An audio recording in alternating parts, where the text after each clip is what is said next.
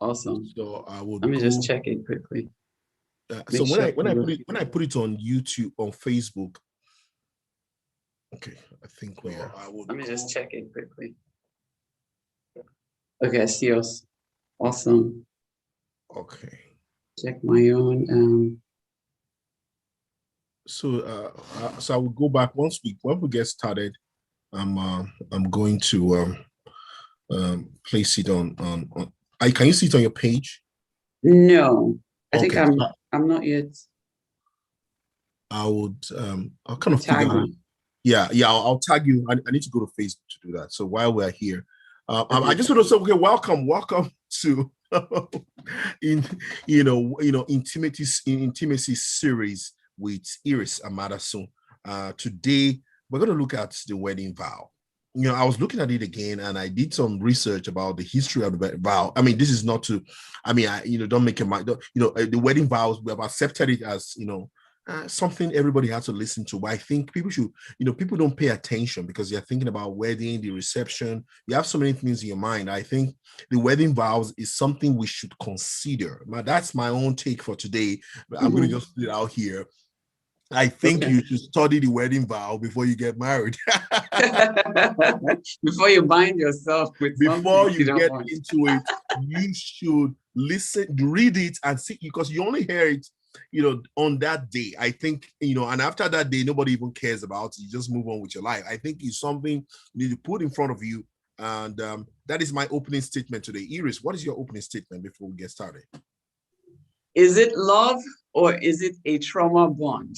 That's what's heavy on my heart. And so after looking at the vows, I think that would be a really nice segue into this question, because it's something that a lot of us know, especially if you have a heart for consoling people or talking to people talk to you a lot. There's always the one friend that you will talk to and you listen to. They're telling you how horrible their situation is. You help them, right? You talk them through removing themselves from it. And before you know it, boom, they're back there again. And they're avoiding you because they've gone back after telling you that they are in the worst possible situation. And you wonder, you're like, why would this person go back to that? What's drawing them, So anyway, we'll get into that. Yes. Today I think, before we get started, I'm going to, there's something I started to do. I'm going to look for it now. I had this talk some time back where I know everybody can relate with this, but there's a little story here. And let's see, present. All right. So, I mean, everybody wants some kind of happiness in their lives. The reason you need someone. I mean, we also need the pursuit of happiness. You think you're going to get it if you have more money. Some people think you'll find it. I mean, some people find it when they get married because you're just happy. It's not about resources or anything, just companionship. We need people. You need. Right. I mean, just being alone is not. It's not easy. It's not easy. Some people have had to deal with it. Fill your life with several other things. But we can talk about the things that your lives are part of. What this gentleman is an artist, Jean-Pierre Halle. He was a photographer who went to Southern Africa late in the 60s, and he was just playing around with the children. And he brought it was a basket of fruits or something like that. And he said they should, the fastest person gets it. And he got a shocker of his life when the little kid said, how can one of us be happy if all others are sad? That is the reason why we are here. That's the reason why we're doing this talk show. How can one of us be happy when all others are sad? When There's people are deep in, yes, people are in the miry clay, people are disturbed, people are going through, grief. So people are in denial.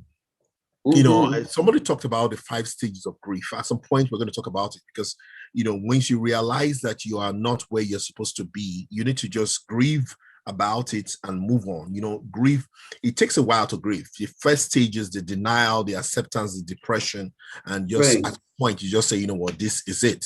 And some people have had to go through this, and the reason we talk about this is because it is real, you know. And but in the midst of all, you are not alone, and I want to say that you are not alone. So most people go, they think they are alone, they think the whole world is crashing on them, and they are not able to bear the things that they have to go through. And being connected to other people is a way, and sometimes you just need to pick up the phone, you know. um this guy, this is a song I want to play for this evening. This is the song for the evening. These guys seem like comedians, but the song is so proper, so fit for a time such as this. If Okay. you're going through something, you don't Uh-huh. have to be alone. Are you watching this program on TV, on YouTube, or Facebook? Do you need to call? You need to text. You can send us a message. You can send Iris a message. And if you have a burning question, you don't want people to know that they want to ask it, you can just come out and just be, let us know what you're going through. Okay. I'm going to play this song for a few minutes and we'll be back. It promises to be an interesting discourse today.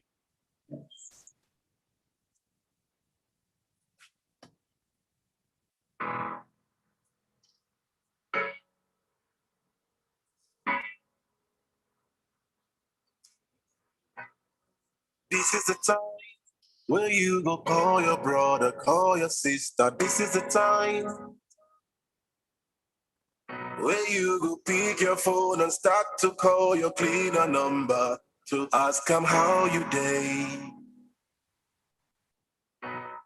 You think say you wise, now make you say no be your business. You know nice. The way you treat a person, the lead to beat up good, go change the world.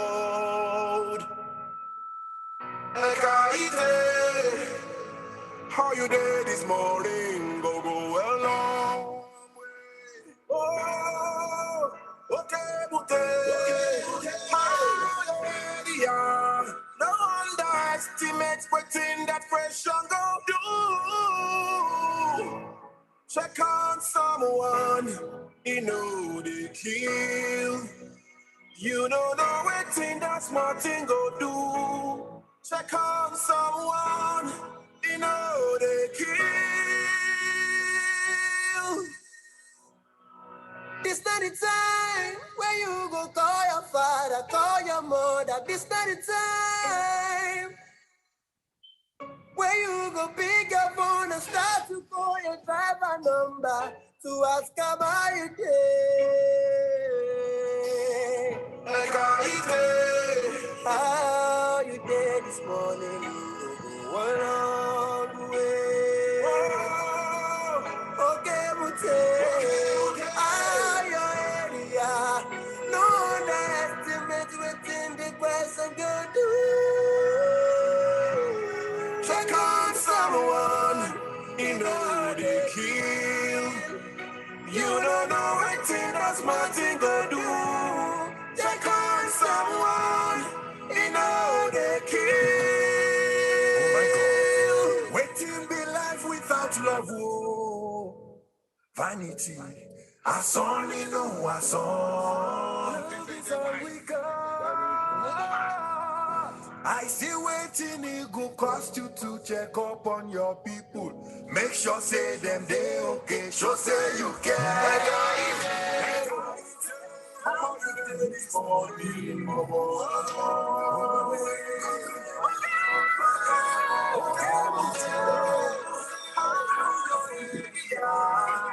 underestimate waiting that pressure go do. Check on someone, you know they heal. You don't know what that's nothing go do. Check on someone, you know they kill.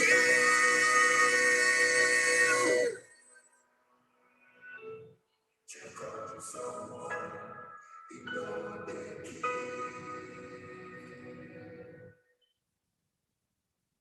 All right, check on someone check on somebody, and you can do that. You can check on someone. I mean, it's I like this song, so I think you should play it in church sometimes.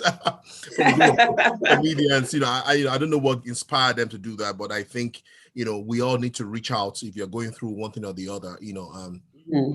So we're going straight away. I said earlier that we should look at these vows and just read them. This is the first portion I read. We're just going to break it, try to see if we can break it down. I mean, I said the vows. I've heard it being said before, and so I'm going to start with just what I noticed. I say in the early, this is not to make light of the wedding vows, but right. I went back into the history and back in history times, olden times, in the 1400s, it was something only the women had to say. Really? I didn't know that. Okay. Go figure.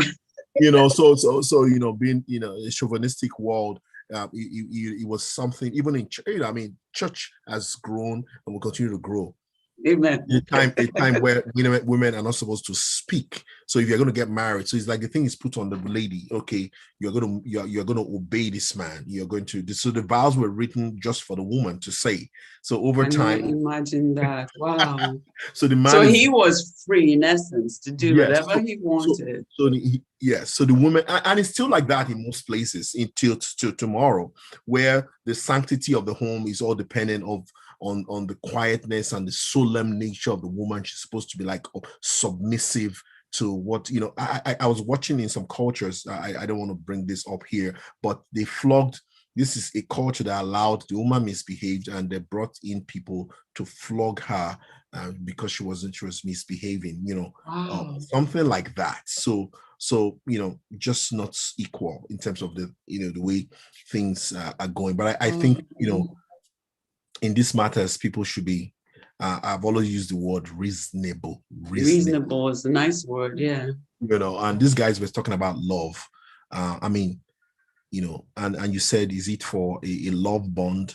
Or so let's talk about the ideal, ideal marriage. Our parents, had, I go back, sometimes it's okay. Yeah, let's leave them alone.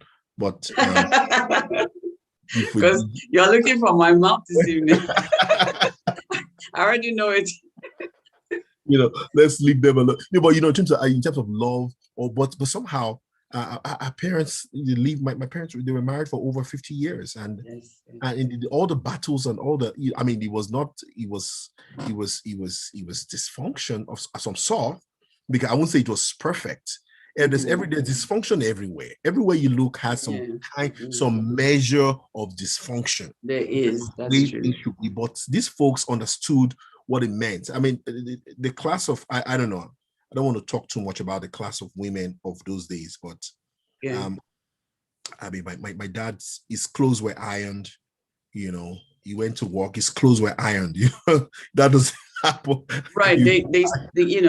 They really served the men. Yes. They did. Yes. But I think that's, you were talking about the woman having to take the vows or say the vows and not the guy.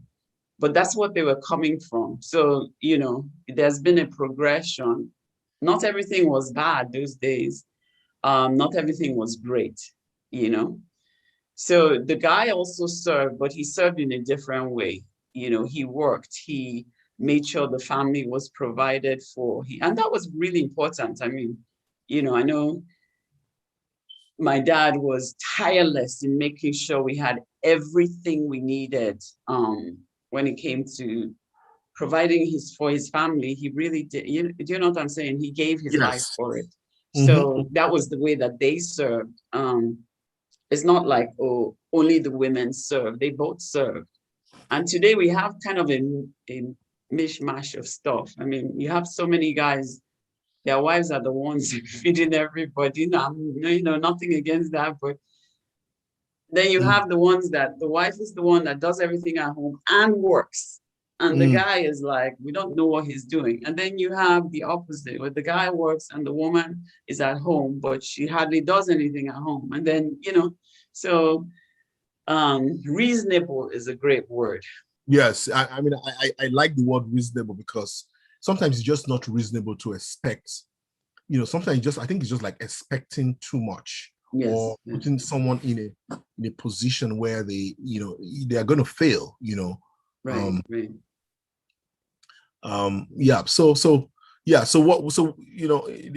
I go back to Corinthians. That is our standard here. I don't know what vow, but I think we should. This should be a new, a wedding vow. First Corinthians chapter 13, verse 4 to 7. Do you promise to be patient in love and to be kind? Do you promise not to be envious or boast? Do you promise not to be arrogant or rude? Right. I think if you make that your wedding vow, you promise not to insist in your own way. Do you promise not to be irritable and resentful? Do you promise not to rejoice at the wrongdoing of your spouse? Would you bear all things? Would you believe all things? Would you hope all things? Will you? That is that would be something good, wouldn't it? But you see, the problem with vows is, to me, is that you're binding yourself artificially with promises. You know what I'm saying? Because marriage is about love, and this is me. How many years later? Before I would sit down and really think about and come up with a nice sounding set of vows. But now I feel like the vows are a little bit of a problem, because us, right? As children of God, our words are very important, very powerful. And you make these promises. Some people are making promises that they can never keep in a million years, in their vows. And I think that if we focus more on the internal than the external, I mean, do you even love this person? Like, sit down and really think about it before you write what do you mean? sounding vows. What do you mean by saying love? So what does that entail when you say, do you love somebody? Is this something somebody says artificially as well? No. I mean, do you love somebody? So First Corinthians 13 describes what love is. Do you have that for that person? Does the person irritate you? Does the person annoy you? Does that person bring out the best? Make you want to be your best self and give them the best part of yourself. I mean, go figure, right? But one thing, love, and we'd like to address the question: what you have, is that love or is it a trauma bond? Love will fill you with peace and gladness and gratitude, because that's the nature of love. Okay, so if what you feel for somebody, if you pause for a moment and you consider, what am I feeling in this, for lack of a better word, entanglement that I'm in? Am I feeling peace on the inside? Am I feeling gladness? Am I grateful for the companionship that I have with this person? Do I have companionship, real companionship with this person? Before we can get into, patient, kind, loving, all of that, am I, what vibes are they giving you? What kind of traffic is in your mind, when it concerns them? Because a trauma bond, and what a trauma bond is when you become attached to somebody, even though that person exerts some form of harm on you, whether it's emotional trauma or physical trauma or, mental, or spiritual. This person is not the best for you, or is just outright bad for you, but you are attached to the person and you can't break free. I want to go that kind of, some people say, go ahead. Go ahead. I was just going to pull up a question, the traditional question that one is asked as you were speaking. So you're right there. I attended a friend's wedding, and while the minister was talking, the guy was looking at another. He was just looking at his phone. I don't know what he was looking at. Okay. I mean, so I remember this now, and Did We you were ask there. him after? What Wait, were you looking at? what were you thinking of? The pastor had to say, "Hey, dude, I'm talking to you." It's a lie. The guy was just like he was like, I don't know what Oh he was my thinking. gosh, he's He in was not so like much paying trouble. attention. He was saying something. The man was talking about it, and the guy was not, was not paying complete attention. His mind was definitely somewhere else, maybe about the plans, maybe the drinks for the wedding. I don't know what his mind was on, but he was like, they finished this thing, let me go. Something like, yeah. My God, yeah. Yeah, I mean, they're still married, they're still married. And I mean, but that showed, if it's just that second you consider this vow, and the pastor was asking a question, do you take this to be your wedded wife, to live together in marriage? Do you? He said, okay, I do. He's like, okay, yes, I do. This is what you just said. Do you promise to love her? So you think that thing needs to be expanded? What does it mean to just love? Love. Some people think love is just that feeling. Oh, I mean, there's something called, love. Love. What is love? I think we need to break it down there. Do you promise? We're not even gone far yet, right? This is just, do you promise to love her or him, as the case may be? So to love, you promise to love. I mean, it's like there are times where, this promise you've made is going to be challenged, right? Right. Because it's not a state of being, where you are, I'm in love, butterflies in my stomach all day long. So I think love is a decision. So do you promise to love? He said, are you going to decide that I'm making a commitment to this I'm committed, that I would not, because if you go back to that Corinthians again, it kind of helps you to think about it. That you need to go, I will not be resentful. Some people make mockery. Some people are so sarcastic, Sometimes anybody can be, not say some people, anybody can be sarcastic to a spouse. Anybody can make fun of the person. Anybody can make fun of each other. But love, covers a multitude of wrong. So, would you be picking on somebody's faults all the time? You are bad at this. You are bad at this. You are bad at this.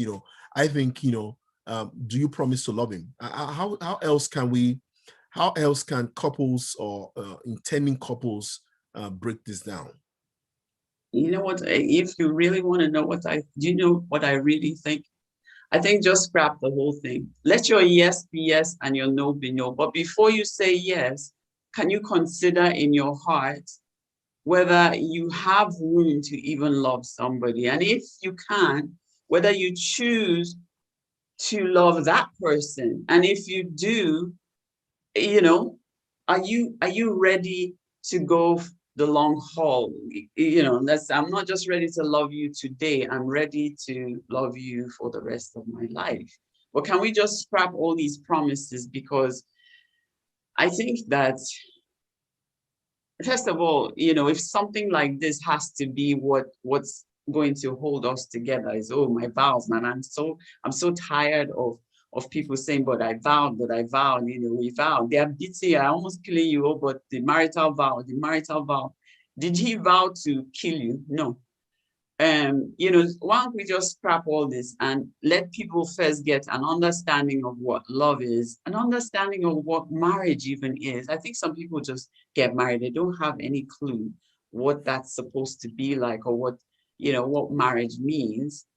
And then just let your yes be yes and your no be no. Jesus says everything else is of the evil one.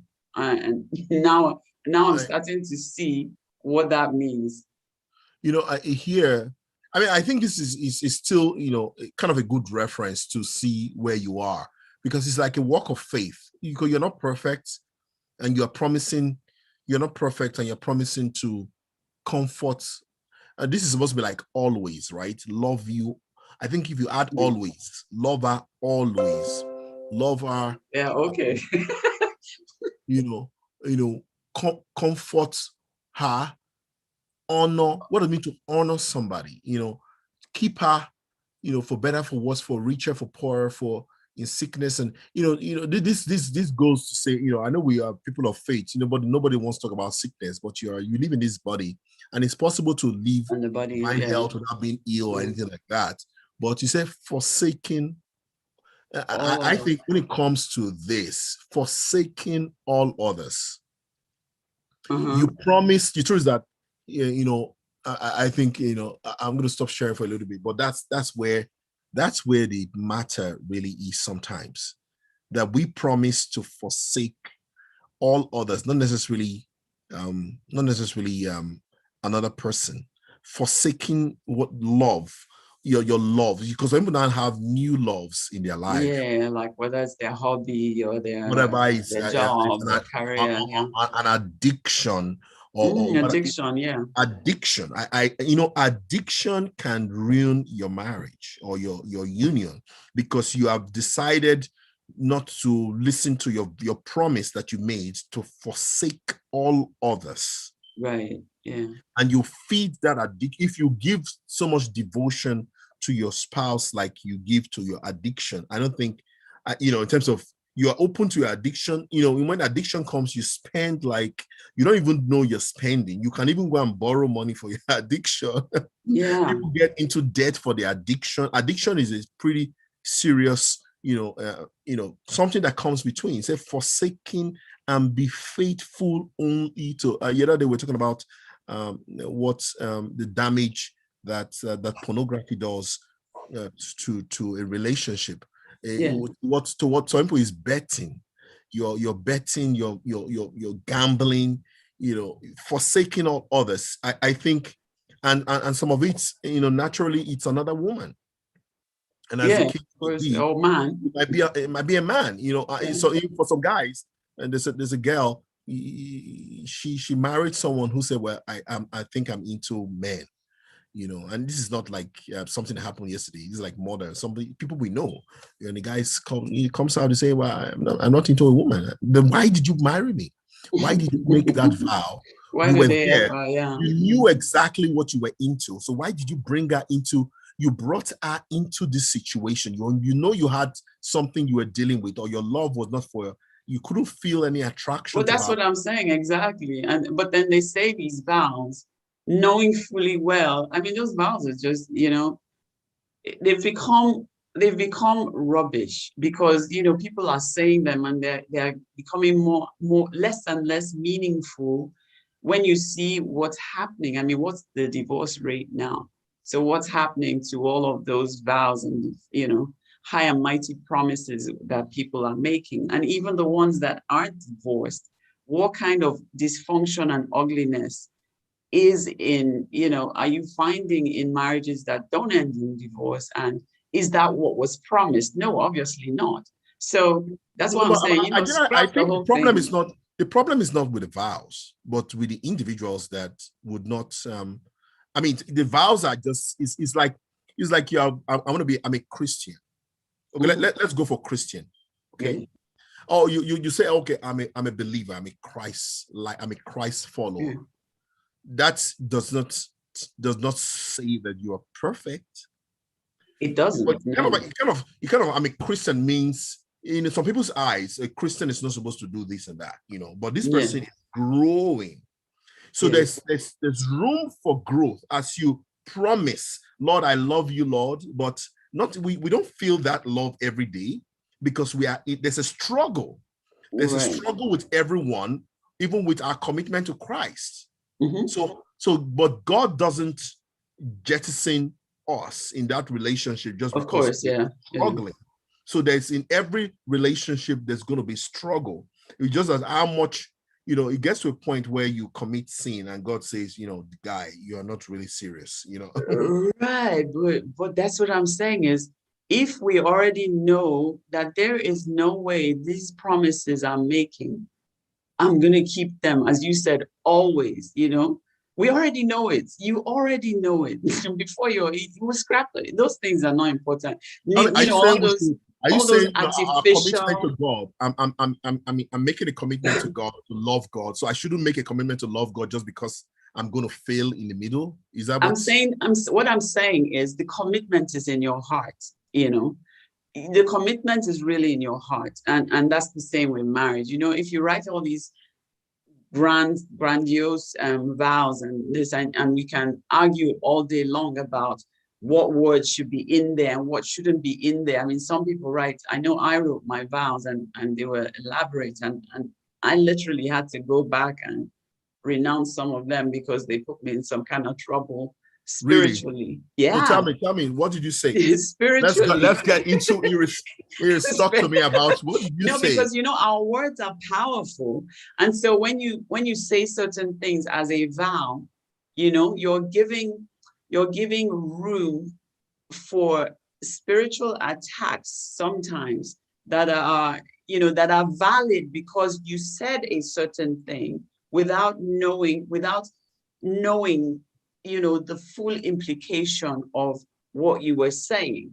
And so I don't know, other people might not have that. I'm particularly sensitive spiritually, and so at some point I was noticing a certain kind of attack, and I'm like, what's going on? And the Lord pointed me to, what you said, when you were vowing and making all kinds of vows. And I'm like, oh, I had to literally go back and read and say, I didn't think about that. And I didn't think, when we say stuff like, oh, your people shall be my people, your God shall be my God. Make sure you know who's God, or which God is that person's God, for instance. Those are the kinds of things I'm saying. You want to be really careful about those things. I mean, if our yes can be yes, and by that, I mean, we have in our hearts every intention to love. And you know what love is. Love is patient, love is kind, love is God. God is love, so love is God. Can we be pure towards, can our hearts posture be pure towards that person? You have no evil towards that person, no darkness. Most of the time, you're saying those vows, and you know that that's not the case. I love them, but So I think I don't make much of. I'm never going to make much of vows anymore. That's just my personal take on it, because I guess I've seen too much. Let's focus on the heart and stop focusing on. No, but you still have to make a vow to something. Yes, so you start a relationship. You can make a vow to marry someone. I mean, if you move in with someone, even if without saying anything, you've made you're making a vow. Even if you don't say a it's word, implied, right? You take your things and you go and stay there. Then, okay, as you are staying there, somebody else comes in. Yeah, you're going to sit down. You're like, what? It's like, implied, right? Exactly. It's not normal. I mean, right. So you still have to have some kind of, some people. There's something called open relationship. I don't know how many people practice that. I'm hearing more and more of that. Like, polyamorous is the new thing. Yes. So you are allowed to. I mean, it's like we all love each other. We're all many in this union. That's ridiculous. I mean, we have everything. But anyway, the world. There is. The truth is that in the beginning, it wasn't so. In terms of the perfect plan of God, there's continue to be. It's not easy to shine your lights. I mean, the reason I said that real relationships is because I call it real because everybody is so covered and they don't talk about their struggles. So you don't talk about the issues that they go through. Nobody comes in church. I mean, if you. Iris, I'm gonna put you under. This is nobody talks about masturbation in church. Yeah. If you listen to some folks out there, some people are writing that it's supposed to be, they don't. It's seen as very dirty and should not be mentioned amongst people, believers. What do you think? That whether it should be mentioned or not, or what do I think about it? I mean, yes, in terms of because nobody mentions it, but I am almost sure a lot more people who you're talking to or they have been addressed practice it. So in here we are talking about some kind of perfect state, and a lot of people are in dysfunction. So how do we move to where we need to get to? But isn't that the case with almost everything in church? I mean, if we how many times have you ever heard in church that, you know, anything about sex, really, it's hush hush. You know, you can't say the S word in church. And then what's happening to the youth is they're doing it. They're all doing. I'm not even only the youth, adults, married people. Everybody's having sex, and nobody's talking about it. So there's a shroud of secrecy. And what happens whenever there's a shroud of secrecy is evil festers, you know, and people get bound, and they can't ask for help because you don't talk about such things. Now, you know, masturbation on its own is I mean, it's one topic that is very controversial, you know. One of my friends just told me last week, she said some pastor called, I think in the women's group, she was trying to, to preach to them that it was wrong to masturbate. And she said she was so shocked that almost 90% of the women were like, no, it's not. What are you talking about? Like, give us scriptures to prove that it's wrong. and she's like trying to convince them, no, this is wrong. And, you know, but this is, I mean, this is what happens when you don't talk about stuff. I think this is why I like this kind of program, is, you know, throw anything out there and let's hack at it, whether it's this, that, or the other. And let's talk about it, because you know what, whether you talk about it or not, it does exist. It is there. It's Yes. it's the bane of some people's existence. Some people are excessive habitual masturbators, and it's consuming them, and they don't know, you know, how to break free from that. But they can't go ask anybody anything about it because it's such a shameful topic. Yes. You know.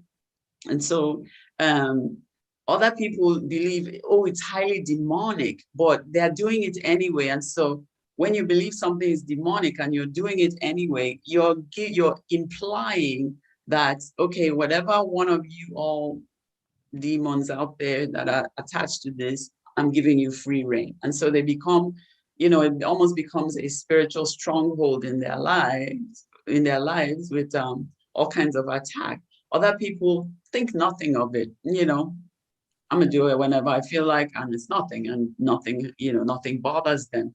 So it's a controversial topic. There are all kinds of takes on it. What is your take on it? Are you watching on Facebook and you're listening to us and you have a question or you want to speak? I want to call someone. I want to hear from you. I know we have a couple of people watching right now. And what is your take on the wedding vow in terms of what do you think? What's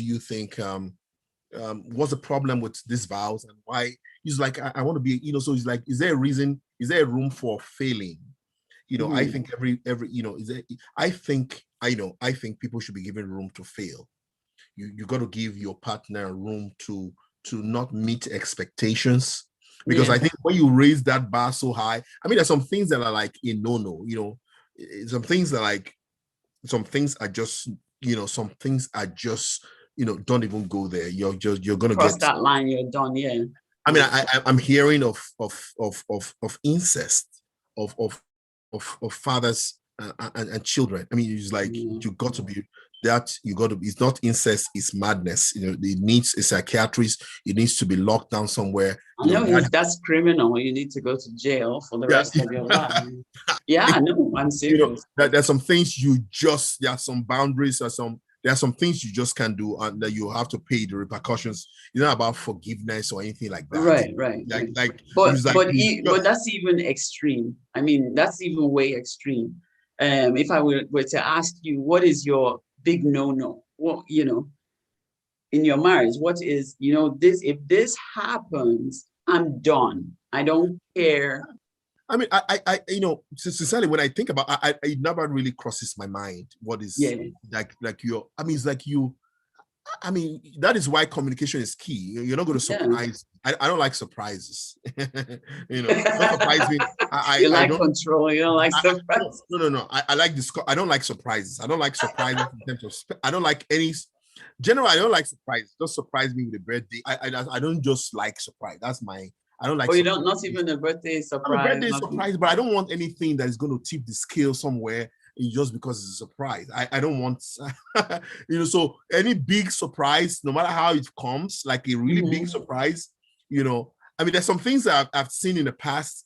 I'm like really a little bit surprised, but, don't, I think a really big surprise, really big surprise is like doing something we didn't discuss, and it's taking a lot to get it done, and it's choking. You mean money-wise? Or anywise, so just the burden Time, of money, kind effort. of burden of trying to do what I mean, Yeah, but that can't be your big no-no. Like, what's your absolute, this thing, I mean, this I thing don't, I don't, I don't think I go into it knowing that there's something that's going to happen someday, then I'm just going to walk away. It doesn't, I don't live like that. I wouldn't say, are you going to, because what if it's me? What is it? Well, I think it's something you walk with, but I can't say, this. But if you get, it's okay, let's create a hypothetical situation. What is a big no-no? I will have to go back to that vow and say, forsaking all others. Now you see where I was heading you towards. I'm like, and forsaking all others could have its own. It could have little dimensions where it could be this, could be that, but that particular one is like it will take a while for it. I need to be brainwashed, After I need to be, if that kind of thing happens, they need to just go and open the brain up and just kind of use some liquid and wash things out, because the memory, that's really hurts either ways. Yeah, and when people get into it slowly, you never know. Even from old friends, discussions from old classmates. Before you know, there's some things that can easily be triggered just from discussing with somebody you were close to in the past. And absolutely, the person, you're married or not, you guys, there's some jokes only the two of you understand. And it's like, what is that person saying? You won't understand. It's an emotional affair. I don't want, some people, it goes on and on and on. So people with the games, with sports, with this, with that, away from just like one person is now being left alone. In terms of doing stuff, one person is left alone and not carried along. That is bad.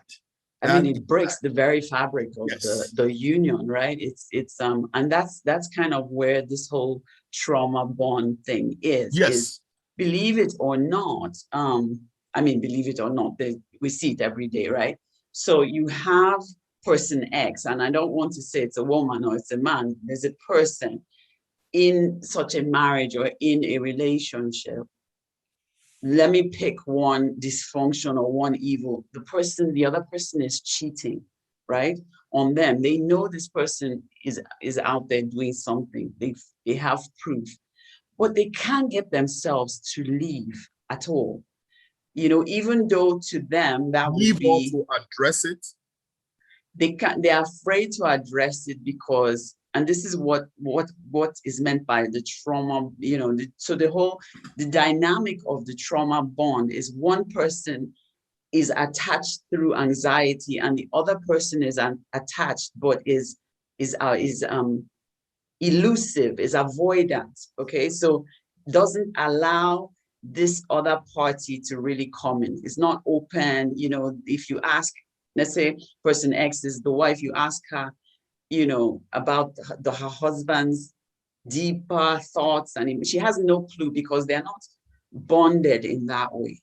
They are bonded by something a little bit more external, whether it's sex or, in a dysfunctional relationship, the thing that would bind you, that will hold you in a trauma bond is the intermittent rewards that you get. So a dysfunctional person, right, knows that in order to keep you there, and keeping you there is interesting for them because they have some kind of gain. Either you're the one taking care of their children, you're the one cooking for them, you're the one managing their household, you're useful, okay? But they don't love you, but they need you, okay? So in order to keep you bound to them, they know they are bad towards you. They know they behave badly and they're not giving you the love that you deserve, But every now and then, they will give you something that will keep you hoping and that will keep you attached. Whether it's, you know, I mean, people who, for instance, who abuse their spouse physically, what do we see often? After a good beating, they'll go and buy her a gift, you know? And so she, in her mind, she's like, oh, but he loves me because he buys me flowers or he buys these gifts, and, you know, he just can't control himself. Iris, I'm going to jump into, you just mentioned something here. I mean, there's a popular guy, there's a pastor out of, I don't know, somewhere in South Carolina or something like that.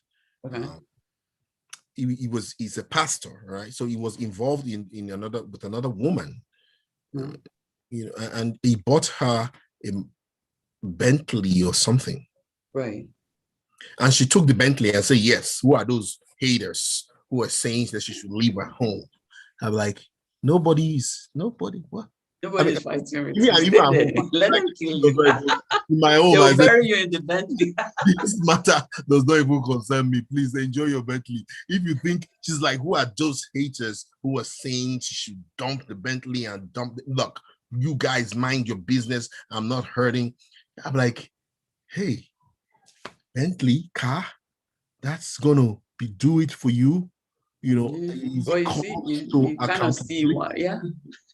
You know, you mentioned that now, and I'm like, yeah. So it's those are the you know, they'll give you a reward every so often to keep you there, you know. And so you have, for instance, this woman will come to her best friend and say, man, this guy is so abusive. He called me this name, or he hit me, or, you know, whatever, or he's cheating. And her friend is like, are you serious? Well, you have to get out. You can't stay there. And she's like, yeah, I know, you know, and they talk. And then sure enough, 2 weeks later, that same friend who came crying to you is sort of avoiding you. To me, I already know what that means. It means she's back there, you know? It means she's back there, but she's ashamed to tell you, well, I'm back there, you know? And the reason why is because if you and I know that this is so bad, if he did everything you said he did, you know in your heart that that relationship is harmful to you, okay? But you have no way of leaving. It's not because you don't want to leave. You think about leaving all the time. That's in your thoughts the whole time. But there's something that keeps pulling you back, and that's a trauma bond. You know, it's an addiction of sorts, because the Bible actually has a verse, Proverbs 27:7 says, a person that's full, honey is, how does it say? You know, honey is repulsive, or whatever the word it is, right? But to a soul that is hungry, every bitter thing seems sweet. So you have little breadcrumbs that, you know, the person is feeding you to keep you there. And because you're going through such a rough time, those little breadcrumbs give you so much joy that you become addicted to them without knowing it. And you're addicted to the familiarity that chaos causes in your life. That's your normal environment now. If you've stayed in there too long, you have no way of, unless you actually sit down and say to yourself, I know this is bad. This relationship is bad for me. And it's bad because X, Y, Z. Name the thing. Actually list it out, name it, okay? He hits me, or he insults me, or he degrades me, he demeans me. Why would you want to be attached to somebody? It's like the Bible talks about Rachel and Leah. Leah was hated, but what was her prayer? Oh, now he will love me. Then she goes, now he will be attached to me. Why do you want somebody attached to you that hates you? The Bible says she was hated, but yet she's yearning for her husband to be attached. If somebody hates you and is attached to you, you're going to face hell. You know, so you have to really sit down and say, X, Y, Z is the reason why this is bad for me. Because every time those little breadcrumbs are trying to pull you back, you can go and say, okay, no, I have my reasons. These are my reasons why this is bad for me. You can look at them and say, okay, he's physically abusive, he's verbally abusive, he hates me, or he said he hates me, or he's cheating, he's with somebody else. Why do you want to be bound to somebody who's with somebody else? That's not the vow. The vow says you and you alone, right?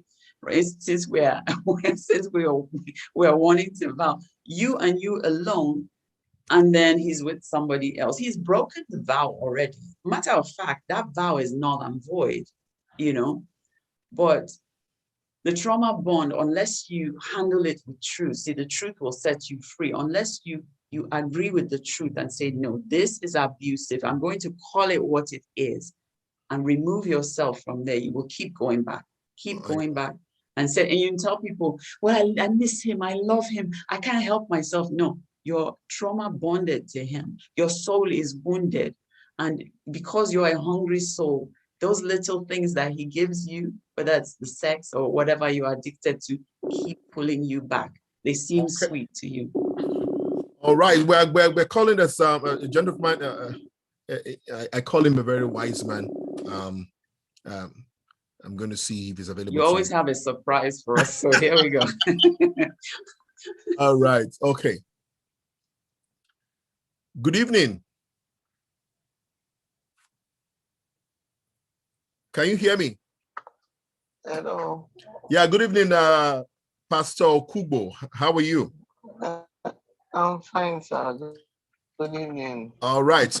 We're discussing with my friend Iris Amadason about wedding vows. You know, I mean, she comes from, she thinks that we should think about wedding vows and think, ask yourself, are you vowing or holding on to a promise that has put you in trauma, and you are in denial, or you are in love and it's for real? So what do you think is the place of wedding vows today?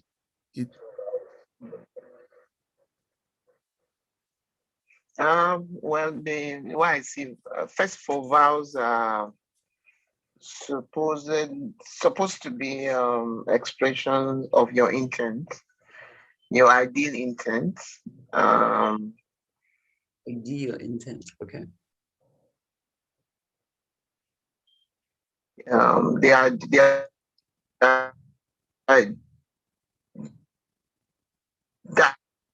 that's what they are. They are an expression of your intent. Yeah, because in that position, when you have to face the reality of what those vows and those pledges speak about, your response may be another matter altogether. But as humans, yeah, as humans, we are expected to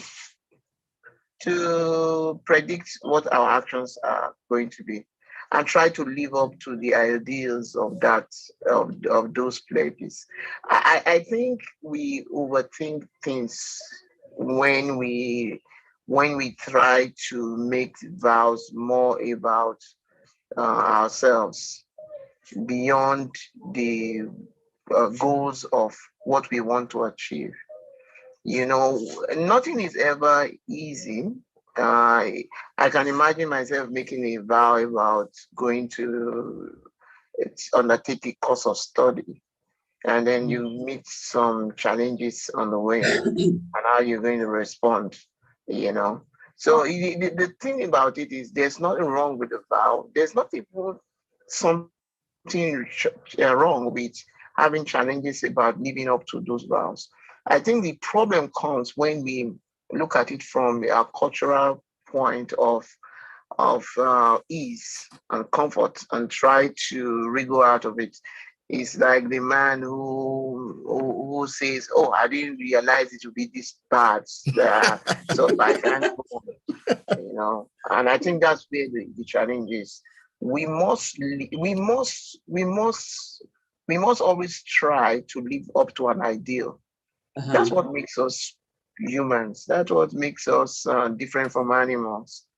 You know, I was speaking with some person. Hold on 1 minute. But what if you realize that you are in your vow has cost you much more trauma than, you know? So what do you do to this ideal that you are vowing to, when you know that you are constantly being depressed and unhappy in what you you vow to? Well, I don't know. I think there are some things that we can't avoid in life. When you made a big mistake, when you made a challenge, there are some things that there are some scars that result no matter what. And in this day and age, when we want to eat our cake and multiply it, it's always Not have it, multiply it. I like that. yeah. Yeah, so I think that's where the challenge really is. Let me just put it like this. Um, we will always have challenges and problems. We will always make mistakes. But there are some mistakes that they have too much scarring. Just like a young man, a young lady gets pregnant out of wedlock, and then she tries to termination of pregnancy, and then she gets herself process. Now there are some scars that just won't just go away because you wish them so.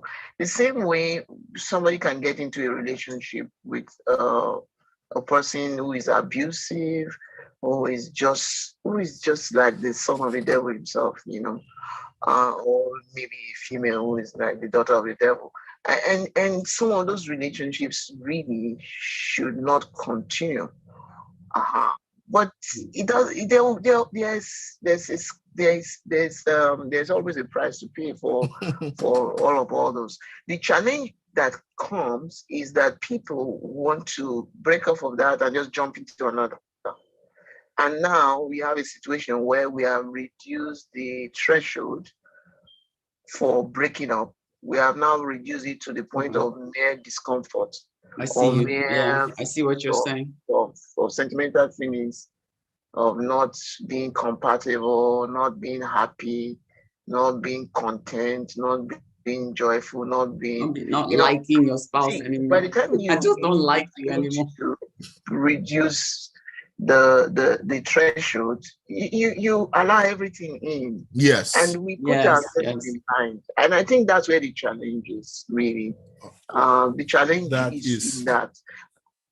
That is, I know, Stanley has every time I need wisdom, I talk to him. This is guy, I'm sure he's just waking up from sleep.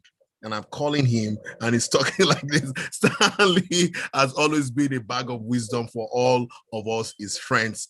Pastor Stanley, that is, you said some key things today, that a vow is the promise of an intent. It's something and so that gives me some kind of, some kind of comfort, because when you go along life, some people have, just walked away from what they promised, what they intended to do, because of the challenges they face. And I think, like you said, we opt to keep up to the ideal.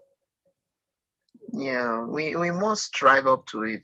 And I think it's only right for us to seek to do better and to be better. I was talking with my wife this afternoon when we came back from church. I don't think people are really necessarily bad. I know that the Pentecostal Christians feel that anybody that's not born again is bad, inherently bad. I think the view is that they are sinners. They have a sin nature, and by themselves they may not get to heaven. But I don't think people are bad. I think naturally, like C.S. Lewis says, people really want to be better. Even a man who is sleeping and having infidelity hides it because he just wants to be better. Romans chapter 1 says so. He says those people didn't even know God. They had something inside them. Their conscience. Their conscience. They want something that makes them want to live right. People just don't get up. See, it's not just only Christian nations that live up to the ideas of justice, equity, and fairness. Yes. Everybody has it ingrained in them. The only challenge we have is that we are not able to live up to that ideal because of the nature of sin. So in Christ, you expect that we have that inner help and beyond the mere desire. Like Paul said, I want to do good, but evil is inside me. Who will save me? You know, I want to do good. I just really want to do good, but I just find I'm unable. But for the Christian, there is an enablement. The challenge is that we do not want to yes, we don't want to give want into that is the right word, we rather want to give into the wrong one. We really want to pamper the old. It's like we want to resurrect it. It's like we want to defend it. It needs to die. To stay where it is. You know, needs to die. And it's a big problem, and I think that's what's happening with relationships and marriages and the rest, because people just want to be Christians and live as unbelievers. they just want to be they just want to follow what is trending. Yes, you want to feel that. I like your they want their cake and they want to multiply it, you know. Yeah, that's a nice one. I like that one. Yeah. Thank you so much, Dr. Kubo. I think that's it. Yes. Yeah. Thanks. Thank you. You know, I'm going to go back and listen to what you've just said. You know, truly wise words. Thank you so much. Have a wonderful evening. Thank you. All right. Okay, we you know, I think this you know, this kind of sums it. You know, I want to do good. I'm assuming that, you know, you're a Christian, you need help from somewhere. Nobody, the natural man, you know, even people who are not Christian, there's something you need some kind of help. You need help from somebody who can advise you. And we have the Holy Spirit, and he can lead us to keep our horses down. He can help us. If you would, you know, sometimes the other day I sat down, I'm like, where is the Holy Ghost when I need him? And he said, I'm right here. You know, you are giving into your frivolities, you are giving into your weaknesses, but I'm here. How does it help? I'm like, I can't feel. There's some things you just have to obey the word. You know, you just have to, you know, because it's so easy. The enemy doesn't stop. You know, I don't want to blame. I know generally people like blaming the devil for everything that they do. Yeah. You know, but if you give in, if yourself, you need to put this body under subjection. This body, if you allow it to let loose, is going to be misbehaving anyhow. And that's what we're going on. People don't want to keep their body under subjection, and they're giving into yourself. And sometimes that's not good enough, you know. And we're talking about those who are not even filled with the Spirit, you know, filled with the Spirit and still filled with all kinds of injuries and all kinds of trauma and all kinds of deep-seated issues. But I pray that we can bring, like the Good Samaritan, you know, open up the wounds, let them put some oil and the wine. You know, there's so many wounds out there that we keep covering up. You know, some wounds in your farm. You know, if you're going through marriage and you're going through a wound right now, you know, I think, you know, I was hearing in my spirit that we should pray for help. You know, somehow you two need to call out for help. You need help. Do you need somebody to pray with you? Do you need to air yourself out? Nobody allows you to talk anymore. You can't even, you're bottling up some of the pent-up feelings. Iris, what do you have to say to someone who needs just some extra help in keeping up to their promise made? I mean, you know, I'm all for prayer, and I like to pray in a heartbeat, but the truth is sometimes we need to bring the truth to God, and unless you bring the truth to him, you're not going to get the help that you need. Okay, so when you're you know you're in a toxic relationship, it's harmful to you. It's not, you know, it's harmful to your soul, it's harmful to your spirit. But you keep on the mask and you tell everybody you're doing fine. It carries into your prayer time. And sometimes you're asking God to help you in that same toxic relationship. He doesn't want you in a toxic relationship. He wants you in a healthy environment. So sometimes you need to call it what it is and ask for help to leave. If that situation is so toxic, that would be my take on it. Is always approach prayer in truth and not, you know, with whatever illusion you've created for yourself as to how well, he's good, he still loves me, but if let's call it what it is. If he's cheating, he's out there with somebody else. No, he does not love you. He's keeping you there. He's out there with somebody else. Okay. If he's abusive, if he's hitting you, that is not love. Call it what it is. Father, this guy does not love me. He did not do what he vowed. He's not doing what he promised. Or this woman, it's not only men that cheat. It's not only men that abuse. Why you turn off the camera? Let's say hi to your brother. No, he doesn't want to be seen. All right. There you go. Hello. Y'all look alike. Yeah, so approach prayer in truth, especially when you're in a toxic situation, so that but when you do, you have to be open to whatever it is God is telling you. If he's telling you leave, don't keep saying, but I can't, because he will provide, he will take care of you. I think that is key. It's been an interesting, we would never really, we spend 1 hour talking and we never really scratch what we want to talk about. But somehow I know in the midst of all this, you go back and listen. It's going to be available on YouTube. Usually I would want to edit it and somehow I'll download it. But we're going to have this series up there. If it's helping you, let us know. We want to continue this series. If it's helping you, I want to hear from you.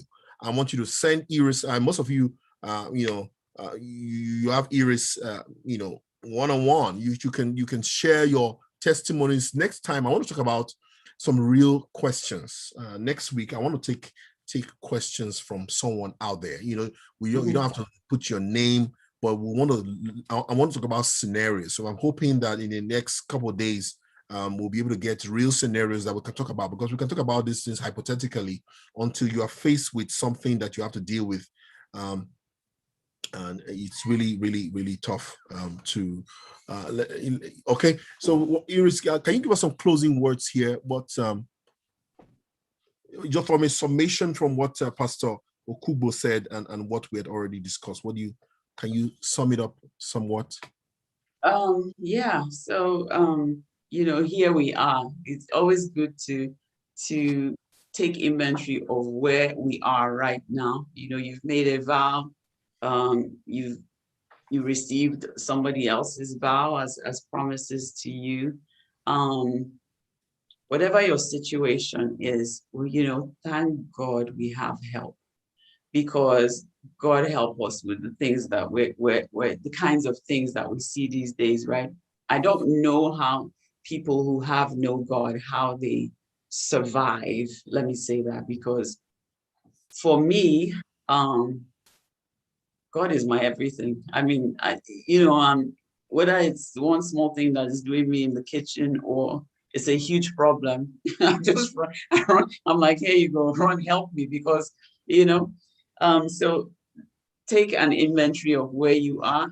The vows that you made, and just try again. It's always, like Pastor Okugo said, is the intent of the heart. You intended to keep your vows. Some of you, those vows have gone really stale and you don't even remember what you said, but at the time that you said it, you intended to keep it. So dust them off, go read them again, and bring them to the table. Amen. I think, if you make vows, if you make vows, you promise your children something, and somebody, if you promise them something, better give them what you promise. It's not. Yeah, it's better not to make a vow. Not to. Now you've agreed with me. Now you've agreed with me. So that's what the Bible says. It's better not to make a vow. That's what I was trying to say. Yeah. Yes, you make a vow that In fact, I just remember someone. And in fact, I was going to call him. So you guy reminded me that I needed to. There's a conference coming up, and I said, okay, I was going to be supportive at that time. And the guy sounded like you vowed. I said, if you want to collect, I promise to give this. It's better to just fulfill your vows and just do what you. Let's be people of our words. Your words. So it's not just your words are so powerful. I love you means I will be there for you. For you, yeah. I love you. It does not. It's deeper than mushy. When mushy is gone and everything is all dried up, They are still 90-year-old. They are still walking around with none of the things working as they used to, but they are still. I have a feeling I know what you're talking about, but that's a different discussion. But what I'm saying is the commitment to forever. So it's not it's not I love you. It's a decision I made to love you, not because somebody said I called him the year man. Oh, I mean, the wife is using words. She had never seen him like that. No, we don't cross that line. That's abusive. And he responded by just what she said. He did the opposite. So he reacted to what she said. But she said that I talked to her. She said I called him yeah. Oh no, we don't do that. No. And everything broke. But in the midst of that, can we forgive each other? Because you see, there's something that pushed that thing out of her mountain. I'm guessing that there was a lot bottled up, and it finally just came from that deep place. When you've bottled up a lot of nonsense, and you're keeping quiet because you believe that's what you're supposed to do. It's gonna come out somewhere. It's better to bring issues. There are times, I must say, for me, there's sometimes where there's some words that are already formed in my head to say, but I've learned over the years of 17 years of being married not to just. It's better. Call me pretender. What are you like? It's better for me to just pretend. Let the words. When you say it out, you can't take it back. You can say sorry from now till next year. There's all manner of things that has come to my mind in terms of things to say, but I've learned over the years. It's better to. My wife say you're just keeping quiet. I say it's better. They're keeping quiet. She said, I know what you are thinking. I know what you are thinking. I say, let it be what I'm thinking. I am not saying anything. Well, yes, I just told he said, I can see, I know what you're thinking from the look on your face. I say, if somebody's looking for trouble today, not here. I'm keeping quiet. I'm not even, because it's just better to go that way. Because everybody, married and we're living with somebody else in the house, I'm telling you, you're going to get to this point where you can. It will take you to some dark places. Exchange words just because of what the person has done. Look at, sometimes I come in, my scrubs from work. She's like, wait, did you put them where you're supposed to put them? I said, I beg, leave me. I'm tired. Can't you people, but there's some things you just better just keep it inside your mind. Yeah. I'm sure because once there's some lines you cross, that I'm telling you, and that is you can say sorry from now till next year. You need restraint. You need to think about your words. This is somebody you love, you promise. I have a friend. She said she had taken a lot. And she said one day she said, Iris, I looked at him and I told him, you are an asshole. She said, as it came out of my mouth, I knew that was the end, that he would never forgive me. But she said, but I said it with so much gusto because I meant every bit of it. And I was ready for it to end. And indeed, it ended. But, I'm just saying that to say there's some things that will come out of somebody's mouth. That's it.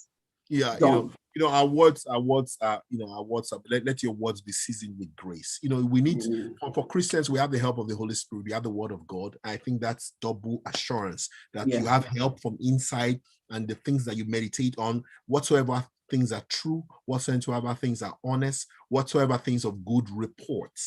Think on these things, not think about the things that he has done wrong. Think whatsoever things are pure, whatsoever things are honest, whatsoever things of good reports. Those are the things you should think on. And let the words of my mouth and the meditation of my heart be acceptable. God says to me, I was reading the Bible yesterday, and he said, if you regard iniquity in your heart, I will not hear you. I said, oh my God, you have finished me. If you regard, when I looked at the Psalm 60, how did I come to the scripture today? Why? Because you go see, we can deceive ourselves. We can even online, we can be talking, give a facade, give something about who is. He knows how to find you. God knows you where you are. And he knows exactly where you're. He knows what you indulge in. Iris, you know what? I fear God, and I constantly say, God, when I there's a song when I've lost my way, Jesus, you're the center of my joy. You are the when I've lost my direction, and most times I lose my direction. Most times, if you are true to yourself, I can honestly say to God, you know, I'm missing it. It doesn't change who you are. It doesn't change what people see you to be. But internally, you can be honest with God and say, God, you know, I'm failing. I'm failing. I'm failing in this. I'm failing in my responsibility. I'm failing in my attitudes and my behavior, my addictions, my this and my that. It's open before God. Who you are is open before you. Can deceive yourself and deceive people around you. Never deceive God. You can actually deceive people around you for years. And when I look back, there's some things I think nobody knows about me. Never, you know. But it's me in my way. It's not something that you come out. It's not something I'm proud of. But you know, it's like nobody knows. But in my mind, I come. It comes to me and it said, "Uvo," but you know. And for him, when I'm worshiping in church, you don't even know what I'm talking about. I'm sleeping down on the ground saying, Toby, oh. I'm just, when I'm doing I'm begging for mercy. I'm saying, God, only you know how things are. You know, you cannot deceive God. So let's find a God to worship that we can lay our burdens. Let's find a cross. Let's find a cross where you can hang your weaknesses. Let's find that cross where you can hang your frailty and your vulnerability. Even if you're hiding it from people, you cannot hide it from the cross, because when you put it at the cross, you can walk free. Put your burdens, your lies, lies, and people are telling so many lies. Yeah, you don't even know where you started. You've built on the lies so much that you yourself, you're confused as to the truth. But I think there's hope in the cross of Jesus, that you can hang your burdens there. In everything, the Bible says everything that was contrary to us, everything he nailed to the cross, and they made a public show. So that's all about, you cannot do it by yourself. If you're going to do it by yourself, you're going to fail. If you think you're going to do it by yourself by keeping to a promise, blah, blah, blah, blah, that's it. Lies, that's it. The promise is becoming a lie. Do you know there are people watching right now that probably bought their own ring themselves, so that they can tell people, oh, look, he loves me. He gave me this ring. No, you paid for it yourself, And I'm not sure why I'm saying that, but it just felt like to say, the lies that you're trying to use to portray your toxic relationship in a way, because you believe that that's your identity. Your identity is tied to that relationship. And you're afraid that if you say the truth, you will be nothing. Let me tell you, you'll be so much more if you say the truth than if you keep up the lies. Because if that thing explodes in your face, it will be so much uglier than if you had told the truth in the first place. I remember somebody, and that's the memory that came to my mind. We were in church and we were, we're worshiping, we're singing, we're into it. And I say this is weird. She starts telling me, in the middle of worship, she starts saying, I'm living a lie. I'm like, you are? Okay, I'll pray for you. And I'm trying to focus. She's like, I'm going through hell. I'm like, you are? Okay, I'm like, okay, what do you need? So she starts telling me about her relationship. And I look at her, I said, you bought that ring yourself, didn't you? She just started screaming. She's like, how did you know? Yes, I did. I've been so ashamed. And, everything was in her marriage. He was not only cheating, he was addicted to porn. He was abusive. It was a very, very dark marriage, but she was so afraid. It was her second marriage. She was so afraid for people to know that after her first marriage, which was extremely abusive to the point where her husband had to go to jail for beating her, she got into another abusive relationship. The shame was too much for her. So she started to paint it all kinds of pretty, Oh, he loves me. Oh, he bought me flowers. She would buy flowers for us. Oh, he bought me flowers. Oh, he paid for this car for me. Oh, he did that. You're building a castle in the sky that is so dangerous for yourself, because at some point it will be so heavy that it will crash to the ground and your shame will be way worse than anything you have ever feared. It's better you just tell the truth and set yourself free, because that's what the truth does, set you free. Stop lying to yourself, stop lying to people. You said, give it to me, I bear it. Give it to me, I share it. Is there a need in your life? I will take it. Only if you give it to me. Ruki Obaho says that Jesus may not heal what you conceal. Oh, that Amen. is part. You need to, this is where the wound is. I need someone to tell him. Any wound that is covered is gonna, you need to. It is called en français, c'est débridement. En français, you need to debride. You need to put some peroxide and take all that bad impurities, all the and slough, and just clean this wound. Sometimes you have to freshen the edge of a wound. You debride it. You use a blade and cut some things that just sometimes it's going to prune. It wants you to dead grow. Flesh. It's going to cut. You need submit yourself to pruning. You need to submit yourself to pruning. If not, you cannot be used. That's just the truth. You need to submit yourself to the polishing. God needs to take some things away, and you need to open it, bring it out, submit it. And God, thank you, Ruki, for that comment. And I'm looking forward to more comments, more questions. And next week, I had a topic in mind: soul ties. Soul ties. I don't know. We probably have to do some more research on that. What does a soul tie mean, and how do you get out of it? Yeah. So next, you ready for that? No. I'm saying, that was one of the comments I was about to say. Because we in church, that's what we do is we find spiritual language for things that are right, and these soul ties is exactly what we're talking about.